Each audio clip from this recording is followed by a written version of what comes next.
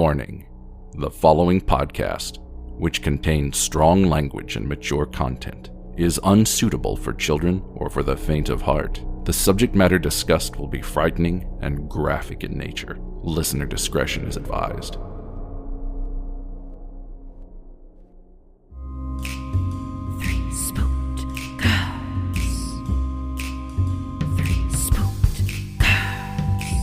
When you wanna hear about the paranormal, you get the Spooksters. True crime that makes you hypothermal. With the three spooked girls, stabby snippets will give you dreams. Tara and Jessica will make you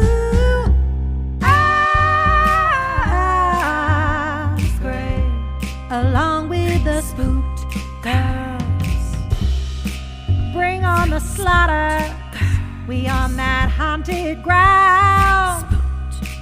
The three spooked girls.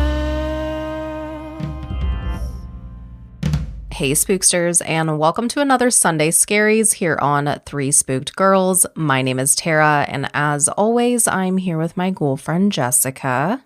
Hello.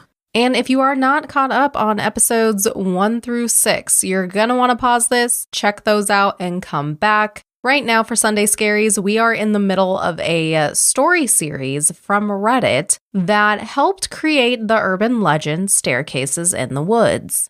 For those of you that are caught up, let's go ahead and dive on in. One of the topics I get asked about a lot here and in real life involve things like the rake, the wendigo, and other related legends. I can't honestly say that I know a lot about any of them, but based on some light reading I did, I can say that I've heard stories that seem to be loosely related to them. You've heard the old saying that legends come from somewhere, and I'm sure that's true, but as you all know, I do try to take things with a grain of salt. You have to out here. It's sort of like working in a hospital, I'd imagine. You spend all day thinking about how many people have died there and how there are probably ghosts, or whatever you want to call them, all over the place. But it doesn't do you any good. It just makes it harder to do your job. I think a lot of us feel that way, and that's why we just try to go about our work like everything is fine. Once you get paranoid, there's not really any going back, and a lot of cadets quit because of it. My park especially seems to have a high turnover rate because the cadets graduate and get so freaked out about everything, and they can't seem to let it go. You have to learn to internalize things and shut off. I've talked to Katie a bit about her experience because I wanted to know what she thought about the wendigo. She didn't really have anything in particular to say about it, aside from she didn't want to think about it that much, but she told me a friend of hers had something similar happen. I contacted this person, H, over Skype, and they agreed to talk to me for a bit. They're aware of my work here, and they're fine with me posting the story exactly as they wrote it. I grew up in Central Oregon, and there's a reservation called Warm Springs about 2 or so hours from where I lived. I only mention that because a lot of people in my area have friends up there, and a lot of the land in that area belongs to that tribe. When I was a kid, we used to go camping up there. Not on the res, of course, but in that area, and I met a lot of kids who grew up there. I got to know one kid really well. His name was Nolan, and we ended up hanging out a lot when our families were in the area. Our folks got to know each other, so we'd all get in touch and camp out around the same time. We'd camp for about 2 weeks, so we were out there for a long time. My dad did have an RV, so I guess it wasn't really camping, but we'd take our tents and stuff and set them up out away from camp for most nights. I didn't like sleeping in the RV because I liked being outside. So anyway, one year, Nolan and I were out there, and I think we must have been about 12 or so. We had wanted to go out and camp near the river because we wanted to try night fishing. I think we must have been about a third of a mile from the main camp. Far enough away where we couldn't hear or see anyone. I remember that. We were messing around most of the day, so I don't really remember much about it, but we ended up building a fire at some point, and I was really impressed because he had this flint or something that he used to start it. I'd never seen anyone do that before, so I thought it was pretty cool. I told him to teach me how to do it, and we lit some stuff on fire, which, looking back, was really stupid because it was in the middle of fucking summer, and if I remember right, the fire warning was either yellow or orange. But thankfully we didn't start anything major, and when it got dark, we sat around and talked about whatever it is 12-year-olds talk about. I don't really remember. What I do remember, though, is at some point, he looked over my shoulder at the river and asked me if I could see something. The way our camp was set up, we were about 10 feet from the river, and we were at the widest point, so it was probably about 20 feet to the other bank. It gets hot up there in the summer, but the water's still cold, which is important. I looked over my shoulder and I could see something wading into the river on the other side. From where we were, it looked like a deer, but we couldn't really tell because of the fire.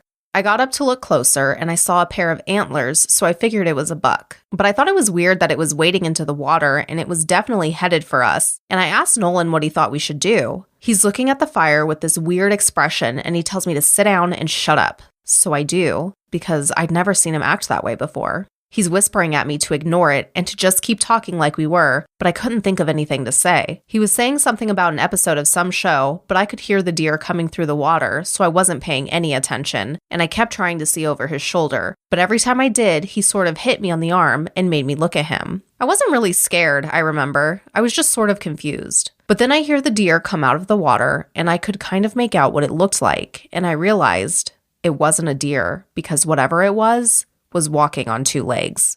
I started to get up. I was super freaked out, but Nolan just yanked me back down and talked louder about his television show, and I could tell he was just as scared as I was, probably even more. He leaned in and poked the fire with a stick, and he whispered that whatever I do, I can't speak to it.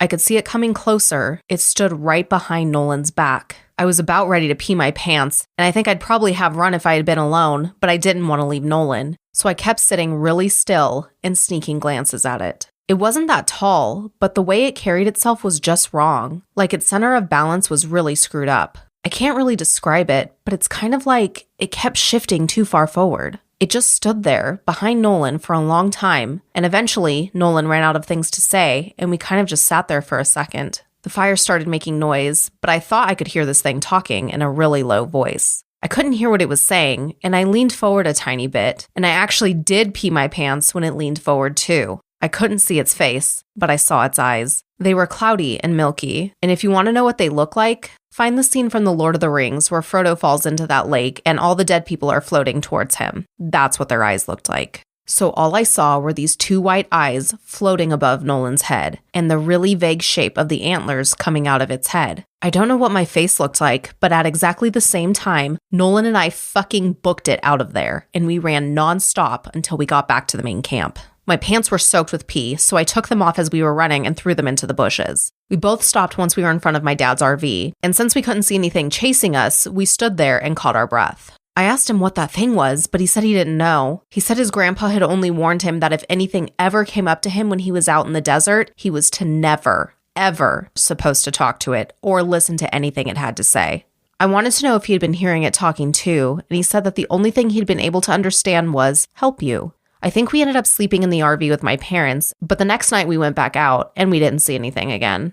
That does remind me in a lot of ways of the Wendigo legend. There's a phrase used to describe it that I think fits perfectly, which is that the Wendigo is the spirit of the lonely places. I know that sometimes when I'm out in the wilds, where I know there's no one behind me for miles and miles, I get this weird craving that I really can't explain. I don't know if this happens to anyone else, but it's this desire to consume. It's not like I crave anything in particular, but more of this weird, distracting hunger that comes from every part of my gut. I also wanted to find out more about the faceless man if I was able, and found a few similar things. I asked around my circle of friends, and one of them said when he was out doing repairs at the park in his area, he saw something kind of like that. We were having dinner in town, 5 of us including myself. This guy, he was repainting an information booth and had heard a man ask him for directions to the nearest campsite. He didn't turn around because he was up on a ladder, but he informed the man that there wasn't any campsites nearby, that if he headed down the road about 4 miles, he'd find one at another park. He asked if he could be of any other help, but the man said no and thanked him.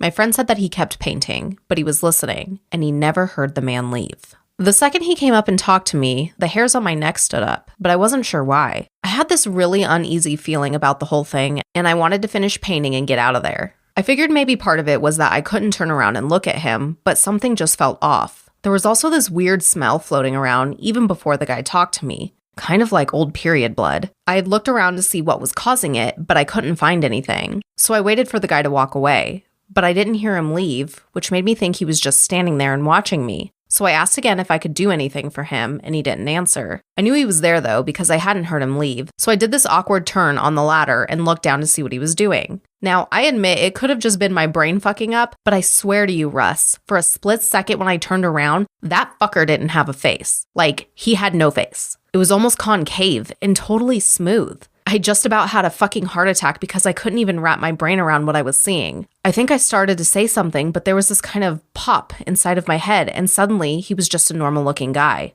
I must have looked weird because he asked me if I was okay, and I was just like, yeah, I'm fine. He asked about the campsite again, and I point to where he has to go, and he's like, I'm not from around here. Can you help me get there? Now, this is when I knew something is really up because there is no way this guy got out here and didn't know where he was. And for that matter, there was no car around, so how did he get there in the first place? I said I was sorry, but that I couldn't take him anywhere in the company vehicle, and he's like, please, I really don't know where I am. Can you come with me and help me get there? So now I'm seriously weirded out, and I start to wonder if this is some kind of ambush or whatever. I told him I could call him a taxi out to take him to where he wants to go, and I pull up my phone, and he just goes, no, and walks away really quickly. But he doesn't walk out of the park. He walks back into the fucking trees, and I got right in my fucking truck and start to get out of there. Fuck the paint or whatever. I look in my mirror to see where he was as I was leaving, and he was standing right at the tree line again. I don't know how he got there so fast, but this time I know that fucker didn't have a face. He was just watching me leave, and right before I could turn the corner, he took a big step back into the trees and kind of dissolved, I guess. Maybe it was just dark, so he blended in, but it felt more like he had just melted away. Interestingly, after this guy finishes his story, someone else piped up with another one, but with a slightly different twist.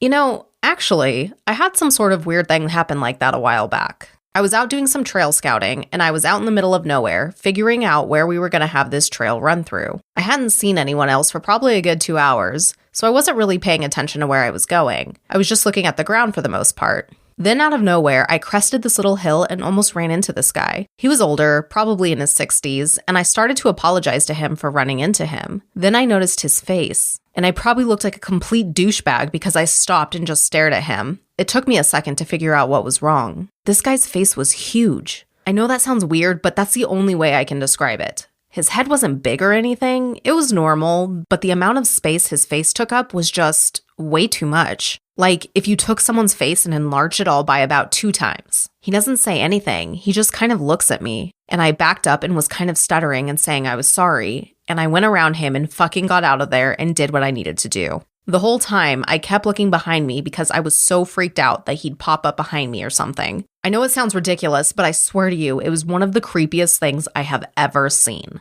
I switched the topic to the stairs a little later, and there was a definite shift in enthusiasm. No one spoke up at first. There is a real stigma around discussing them, even when we're away from work. But I broke the ice with a little story of my own, and the guy who told the story about the faceless man told this one, albeit very quietly.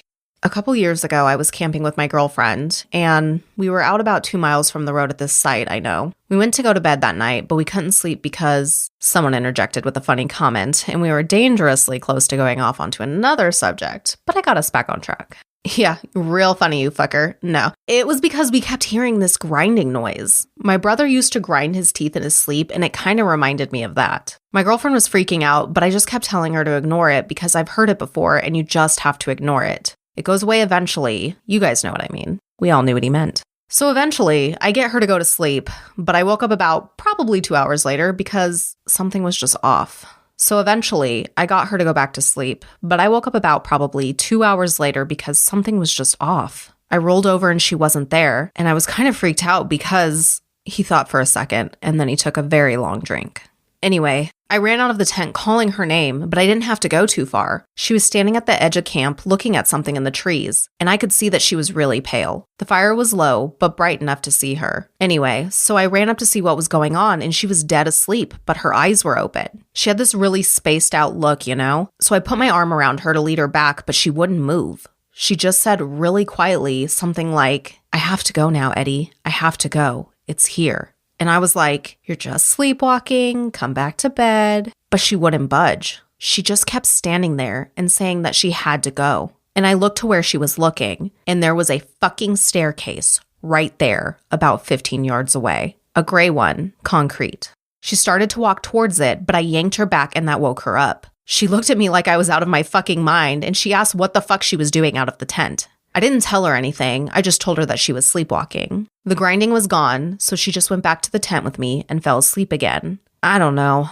I don't like thinking about it, you know? We all knew. You guys remember that kid with, I can't remember what it was, some kind of brain fuck up? Well, I got to reading the report he gave when they found him a week after he had went missing, and it was fucked up beyond belief. I mean, you have to take it with a grain of salt because who knows what the kid actually thinks is real, but some of this stuff I don't think he could have made up. Somebody asked, like what?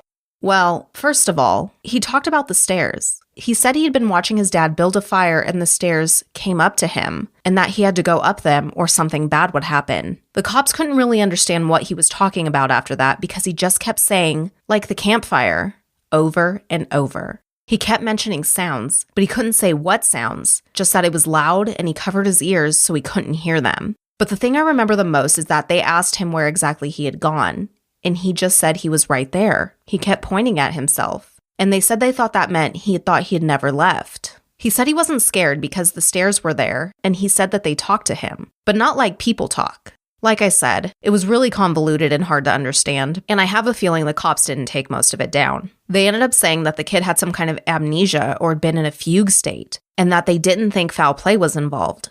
Doesn't really explain why he came back a week later perfectly fine without a speck of dirt on him and well fed. But hey, what the cops say goes. There's still a lot of questions I want to answer. I'll continue to ask around to find out whatever I can. The next update should be soon. Thanks for being so patient. And y'all be sure to tune in next week for our final part on this story of Staircases in the Woods. And be sure to tune in on Thursday for another full episode. We'll see y'all then. Bye, guys. Toodles.